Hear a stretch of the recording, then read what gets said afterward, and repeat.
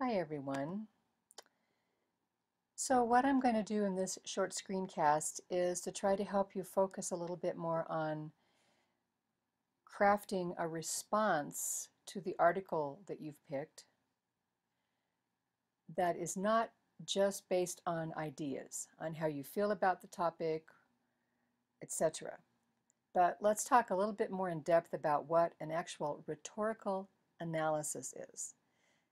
You must read and study what the textbook has to say about it.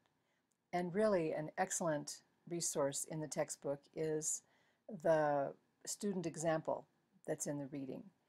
Um, in particular, it goes through all of the steps you're going to be needing to do to be successful in this essay. Having an introduction, having a short summary that doesn't have any opinion in it but just summarizes the main points of the article, having a response that is basically a rhetorical analysis rather than an ideas critique. It has a thesis, it develops all the points, and then it has a conclusion.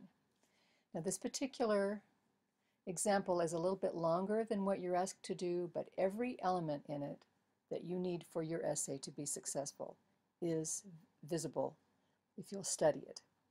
But let's kind of break down now what we're expecting the rhetorical analysis to look like and aspects of it that you need to be thinking about. Okay, first of all, remember in the summary you are analyzing what the author says, and how the author says it. Okay, it's not evaluative at all. It's not saying whether you think the author did a good job or you agree or disagree. It's just, here's what the author has to say, here are the main points, and you do that in 250 words or so. You know, a little bit more would be okay. Half a page is fine. But in the rhetorical analysis part of this essay, you are assessing the quality and the significance of the text. How is the author writing? And is the author doing a good job at getting across his or her points? Now, as you're reading through the article more than once, hopefully, you should be thinking about what are some conclusions I can draw from this writing. How is the author writing? What are the ideas? You have to really put all the critical reading ideas to work and taking notes. So you're going to be drawing some conclusions during your critical reading. And your rhetorical response then is going to be reporting on one of these, one or two or three maybe, of these ideas you've come up with. And in this rhetorical response then, you are going to demonstrate the soundness of your conclusions. You're going to prove to me that the way you are critiquing this author's writing is sound, is logical, has evidence from the text. Okay, that's an overview. The difference between a summary and a rhetorical analysis response. Okay, there are several areas you can pick and choose what to assess in the author's writing. You don't have to do all of these. In fact, you should do maybe no more than a couple of them. And they should be the ones that you feel you can really wrap your head around, okay? So the first one you might look at is the author's thesis and or the author's main points.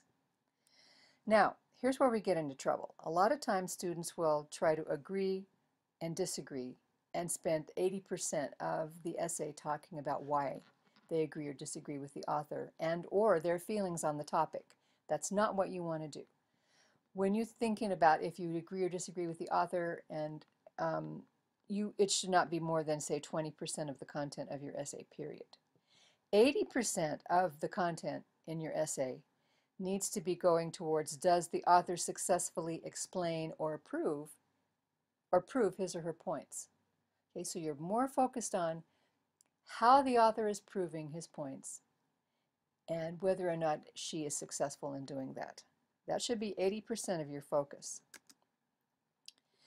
Another area you can look at is how well the author uses supporting details.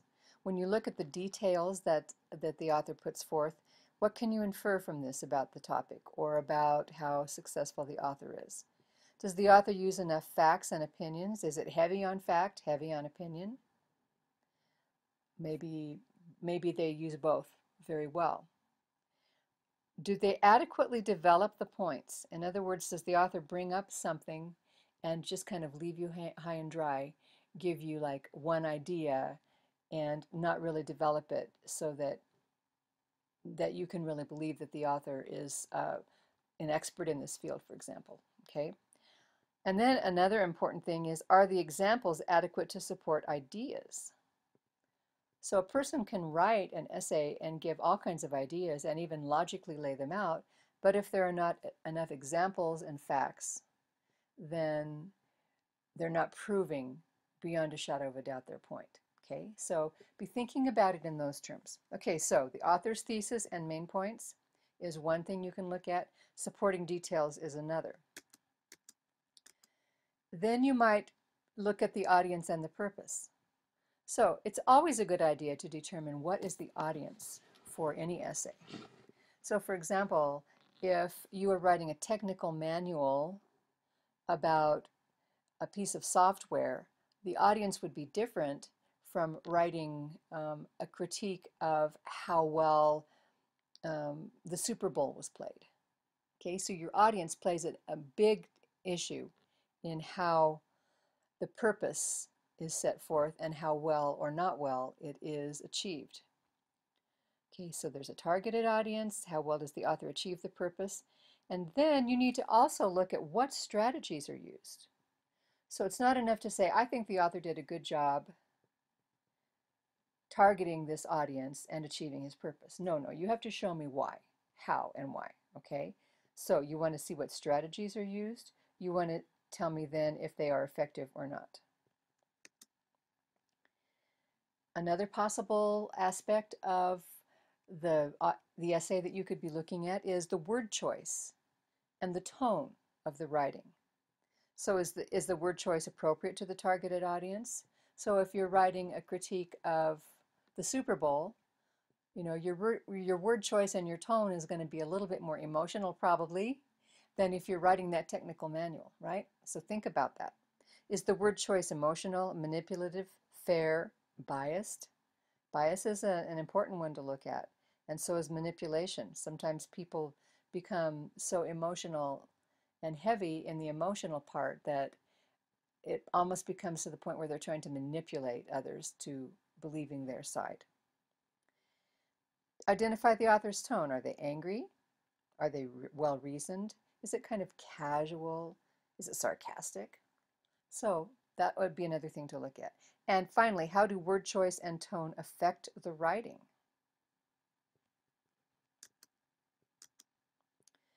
Okay, so here are some just brief ideas for helping you put together this analysis, a process that you can use to go through it. While you're still in the reading critically phase, think about what aspects you want to analyze for the response. So if you are reading the essay and a few things start to jump out at you like, boy, this author seems angry, or I'm not seeing enough evidence to support these points, then those are the kind of things you want to bring up as a red flag. This might be something that I should analyze in my response. Then go back through and identify the evidence that's going to support your assertion. If you maintain the author's tone is angry, then show examples from the text where the wording is angry. After that, you should draft an outline and a preliminary thesis to guide your draft. I would always get in the habit of doing this, guys. Now, the outline doesn't necessarily have to be, you know, a formal outline. You could do an idea map. You know, you could do some free writing. You could just do whatever works for you, but get some ideas down first, organize them slightly, and then come up with a preliminary thesis. And make sure that you include at least one direct quotation in this analysis. So hopefully this will help you understand a little bit more the difference between when you write your summary and what's expected in writing the response. And pick one to two of these four areas, you know, whatever works for you, whatever hits you when you're reading it that you really want to comment on. But make sure you're focusing on how the author is writing, not what the author is writing.